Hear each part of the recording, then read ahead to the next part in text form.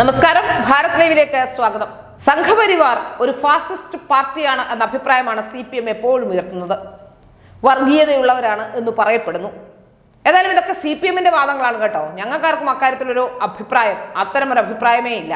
കാരണം സംഘപരിവാറിനുള്ളിൽ ഒരു ദിവസമെങ്കിലും സംഘപരിവാറിന്റെ ഏതെങ്കിലും സംഘടനകളിൽ പ്രവർത്തിക്കുകയോ സംഘപരിവാറുമായി ഇടപഴകുകയോ ചെയ്യുന്നവർക്ക് ഈ പറയുന്നതെല്ലാം കള്ളമാണെന്ന് ബോധ്യമാകും. ഇത് കാണാതെയും കേൾക്കാതെയും വർഷങ്ങളായി ഉണ്ടാക്കി വെച്ചിരിക്കുന്ന ചില നറേറ്റീവുകൾ പ്രചരിപ്പിച്ചുകൊണ്ട് ഇത്രയും കാലം പാവങ്ങളെ കബളിപ്പിച്ചുകൊണ്ടാണ് CPM മുന്നോട്ട് പോയിട്ടുള്ളത്.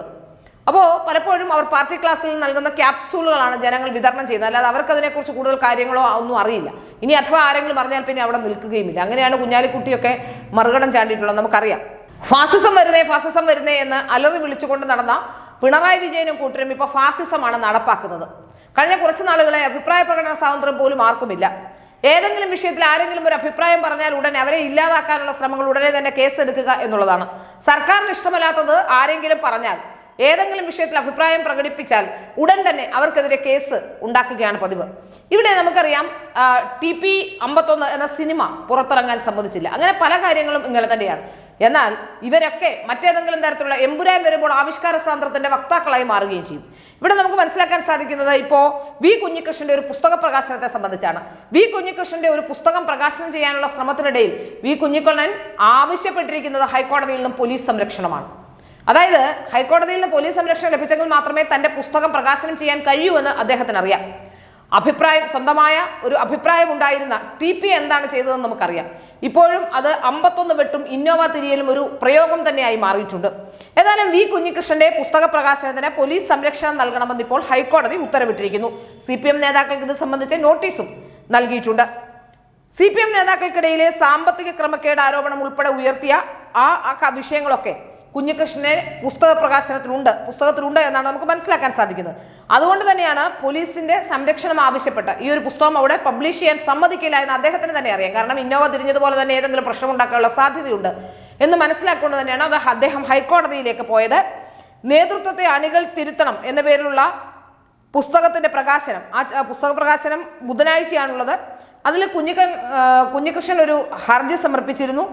ആ ഹർജി പ്രകാരമാണ് ഫെബ്രുവരി 4 ബുധനാഴ്ച പയ്യന്നൂർ ഗാന്ധി സ്ക്വയറിൽ വെച്ചാണ് പുസ്തകം പ്രകാശനം ചെയ്തിരുന്നത്. നമുക്കറിയാം, അദ്ദേഹത്തിന് ഈ പുസ്തകം പ്രകാശനം ചെയ്യണമെങ്കിൽ തീർച്ചയായും അദ്ദേഹത്തിന് വളരെ കൃത്യമായി തന്നെ നമുക്ക് മനസ്സിലാക്കാൻ സാധിക്കുന്നത് പുസ്തക പ്രകാശനം ചെയ്യണമെങ്കിൽ പോലീസ് സംരക്ഷണമില്ലാതെ നടക്കില്ല. പോലീസുകാർ CPMകാരാണ്, പല പോലീസുകാരും നമുക്കറിയാം. പക്ഷെ എങ്കിൽ പോലും ഹൈക്കോടതി പറഞ്ഞതുകൊണ്ട് ഇപ്രാവശ്യത്തേക്ക് കുഞ്ഞികൃഷ്ണനെ രക്ഷപ്പെട്ടു പോകാനുള്ള സാഹചര്യമുണ്ട്.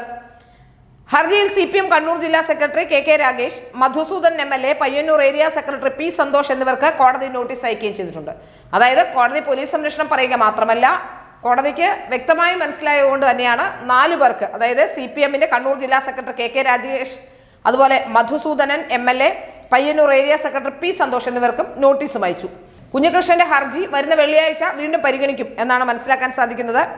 കണ്ണൂർ ജില്ലാ കളക്ടർ, ജില്ലാ പോലീസ് മേധാവി, ഫണ്ട് തട്ടിപ്പിൽ ആരോപണവിധേയനായ Payyannur MLA TK Madhusoodanan, CPM ജില്ലാ secretary KK Ragesh, area secretary Santhosh എന്നിവരെ എതിർകക്ഷിയാക്കിയാണ് വി കുഞ്ഞികൃഷ്ണൻ ഹൈക്കോടതിയിൽ ഹർജി നൽകിയിട്ടുള്ളത്.